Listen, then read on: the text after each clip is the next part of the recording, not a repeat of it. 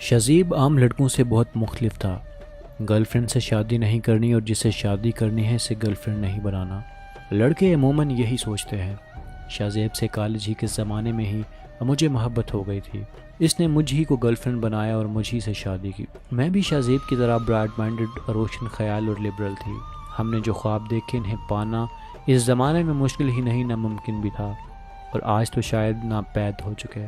مگر شہزیب جتنا اچھا شادی سے پہلے تھا، شادی کے بعد بھی اتنا ہی اچھا ثابت ہوا۔ وہ مجھے ہر جگہ گھمانے لے جاتا، اپنے دوستوں سے بھی ملواتا۔ میں نے کہا نا، ہم روشن خیال، براڈ مائنڈڈ اور لبرل تھے۔ میری زندگی کو برباد اسی روشن خیالی اور براڈ مائنڈڈ اور لبرل سوچ نے کیا۔ یہ انہی دنوں کی بات ہے جب میں شہزیب کے نکاح میں آئی تھی۔ ہر رات شب بارات اور ہر دن یوم عید تھا۔ ایک دن شہزیب مجھے اپنے باس سے ملوانے اپنے آفس لے گئے۔ اگرچہ وہ مجھ سے میری شادی میں بھی مل چکے تھے، شہزیب کے باس مجھ سے بہت اچھے انداز میں ملے۔ میری خوبصورتی اور میک اپ نے انہیں گھائل کر دیا تھا۔ آپ کی خوبصورتی سے کوئی شخص گھائل ہو کر آپ کے قدموں میں گر جائے۔ شہزیب کے باس نے کہا، شہزیب میری سیکرٹری کی پوسٹ تو خالی ہے، میم اگر راضی ہوں تو انہی کو رکھ لیا جائے۔ لیکن میں نے معذرت کر لی۔ شہزیب نے انہیں گھر آنے کی بھی دعوت دی، بلکہ یوں کہیے گھر پر کھانے کی دعوت دے ڈالی، جو شہزیب کے باس نے بخوشی و رغبت قبول کر لی۔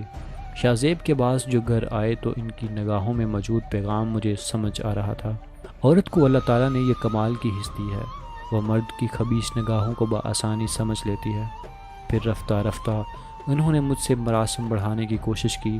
ایک دن صاف صاف لفظوں میں کہا کہ شہزیب کی ترقی، تنخواہ میں اضافہ، گاڑی اور فلیٹ لینے میں اگر ان کی مدد کروں تو اگلے دن ہی یہ سب چیزیں شہزیب کے پاس ہوں گی۔ لیکن یہ میں کیسے کر سکتی تھی؟ اور مجھے اس دن اس شخص سے بہت گھن آئی اور میں صاف انکار کر کے گھر آ گئی۔ ایک ہفتہ ساتھ خیریت کے گزرا اور اس کے بعد شہزیب کو غبن کے الزام میں آفس سے نہ صرف نکال دیا گیا بلکہ اس کی FIR بھی کٹوا دی گئی۔ مقدمہ بازی آپ جانتے ہیں نا، غریبوں کے بس کی بات کہاں۔ آہستہ آہستہ زیور بکا، چیزیں بکی، لیکن مسئلہ حل نہ ہوا۔ آخر میں باس نے پھر آفر کی اور شہزیب کی امی شاید ممتا سے مجبور تھیں۔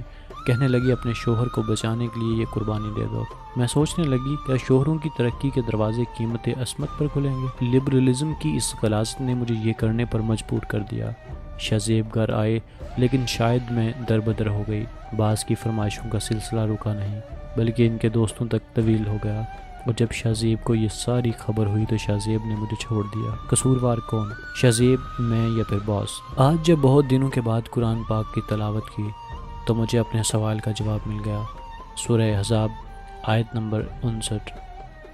اے نبی، اپنی بیویوں اور صاحبزادیوں اور مسلمانوں کی عورتوں سے فرما دو کہ اپنی چادروں کا ایک حصہ اپنے منہ پر ڈالے رہیں، یہ اس سے نزدیک تر ہے کہ ان کی پہچان ہو تو ستائی نہ جائیں، اور اللہ بخشنے والا مہربان ہے۔ میری پیاری بہنوں، میں نے اپنے رب کی بات کو ٹال دیا تھا۔ میں ستائی گئی اور اس حد تک ستائی گئی کہ زندگی ایک روگ بن چکی ہے۔ تم ایسا مت کرنا، یہ پردہ تمہاری حفاظت کا ضامن ہے۔ جب حفاظت کی شیٹ یا جیکٹ آپ خود اتار کر پھینک دیں گے تو پھر زخم بھی لگے گا اور شاید موت بھی ہو جائے۔ لبرلزم اور روشن خیالی کی بیماری بہت عام ہو چکی ہے۔ خدا نہ اسے مولوی کا مسئلہ نہ سمجھیے۔ آپ خواتین کی حفاظت پر مبنی اسلام اور پیغمبر اسلام صلی اللہ علیہ وآلہ وسلم کا نظام ہے۔ اللہ پاک مجھ سمیت تمام عورتوں کو سمجھنے اور عمل کرنے کی توفیق عطا فرمائے۔ ناظرین کرام، کمنٹ سیکشن میں آمین لکھ کر اس دعائے خیر کا حصہ ضرور بنیے گا۔ اللہ نگہبان۔